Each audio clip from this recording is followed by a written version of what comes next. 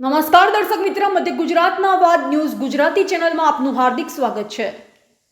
Second hand mobile phone વેચવા માંગતા ગ્રાહકોની વિગત OLX પરથી ઓનલાઈન મેળવી તેમનો રૂબરૂ સંપર્ક કરી પેમેન્ટ જે તે ગ્રાહકના બેંકના ખાતામાં જમા થઈ ગયેલાની ખોટી હકીકત જણાવી મોબાઈલ ફોન લઈ છેતરપિંડી અને વિશ્વાસઘાત કરનાર આરોપીને પકડી પાડતી માંજલપુર પોલીસ ટીમ।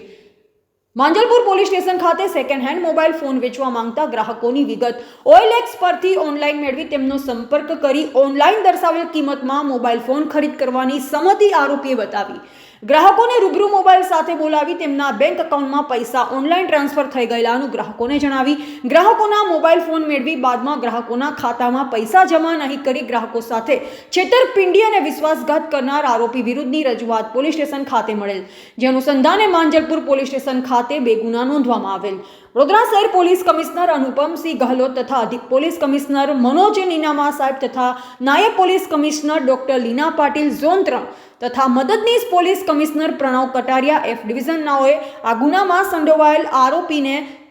શોધી કાઢવા આપેલ સૂચના મુજબ માંજલપુર પોલીસ સ્ટેશનના પોલીસ ઇન્સ્પેક્ટર DB વાળાઓના માર્ગદર્શન હેઠળ police sub inspector AU Ninama, outpost head constable Bhagirathsinh Vikramsinh અને પોલીસ કોન્સ્ટેબલ જીગર અમૃતભાઈ નાઓને